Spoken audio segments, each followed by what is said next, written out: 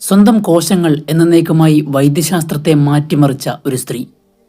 1951 31 വയസ്സുള്ള അമ്മയായ ഒരു യുവതി ബാൾട്ടിമോറിലെ ഒരു ആശുപത്രിയിലേക്ക് കഠിനമായ വേദനയും രക്തസ്രാവവും സഹിച്ച് കയറി വന്നു. അവർക്ക് 5 കുട്ടികളുണ്ടായിരുന്നു. അവരൊരു ദരിദ്ര കർഷക കുടുംബത്തിൽ നിന്നാണ് വന്നത്. പറഞ്ഞു വരുന്നതെന്തെന്നാൽ അവരുടെ ശരീരത്തിനുള്ളിലെ ഒരു കാര്യം പിന്നീട് ഭാവിയിൽ ദശലക്ഷക്കണക്കിന് ആളുകളുടെ ജീവൻ രക്ഷിക്കാൻ സഹായിക്കുമെന്ന് അവർക്കറിയില്ലായിരുന്നു. അവരുടെ പേര് ഹെൻറിയേറ്റ ലാക്സ് എന്നായിരുന്നു.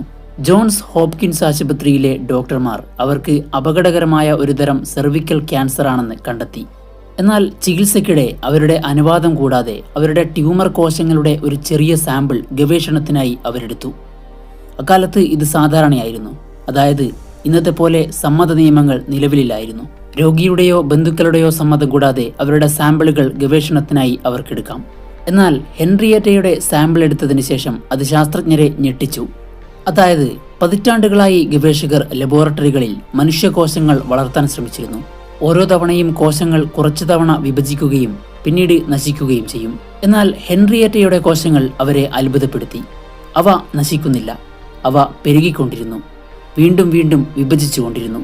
ഒരു ലാബിൽ വളർത്തിയ ആദ്യത്തെ മനുഷ്യകോശങ്ങളായി ഹെൻറിയേറ്റയുടെ കോശങ്ങൾ മാറി. ശാസ്ത്രജ്ഞർ അവയ്ക്ക് ഹീല കോശങ്ങൾ എന്ന് പേരിട്ടു.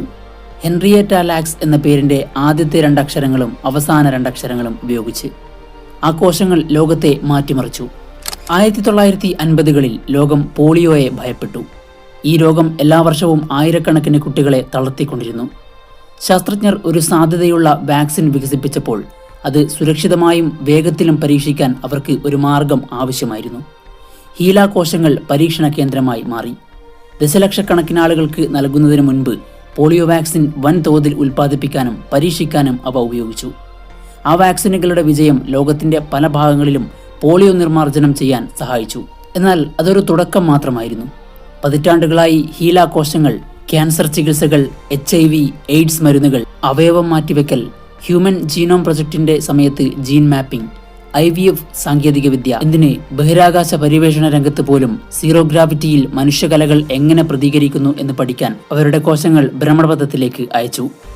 അതെ, COVID-19 പാൻഡമിക് സമയത്ത് പോലും COVID-19-നെതിരെ വാക്സിനുകൾ വികസിപ്പിക്കുന്നതിനിടയിൽ വൈറസുകളെ നന്നായി മനസ്സിലാക്കുന്നതിനും ചികിത്സകൾ പരീക്ഷിക്കുന്നതിനുമായി ശാസ്ത്രജ്ഞർ ലബോറട്ടറി പഠനങ്ങളിൽ ഹീല കോശങ്ങൾ ഉപയോഗിച്ച കോശങ്ങൾ ഇവ മാത്രമല്ലെങ്കിലും വൈറസുകൾ മനുഷ്യകോശങ്ങളെ എങ്ങനെ ബാധിക്കുന്നുവെന്നും മരുന്നുകൾ അവയെ എങ്ങനെ തടയുന്നുവെന്നും പഠിക്കുന്നതിൽ ഹീല കോശങ്ങൾ ഒരു പ്രധാന പങ്കുവഹിച്ചു.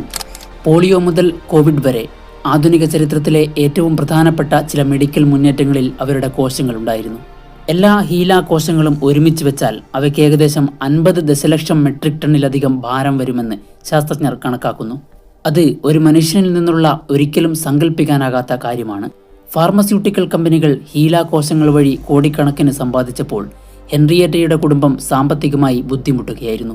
പതിറ്റാണ്ടുകളായി അവരുടെ കോശങ്ങൾ ഇപ്പോഴും ജീവിച്ചിരിപ്പുണ്ടെന്ന്, ലോകമെമ്പാടുമുള്ള ലബോറട്ടറികളിൽ വളരുന്നുണ്ടെന്ന് അവരറിഞ്ഞിരുന്നില്ല.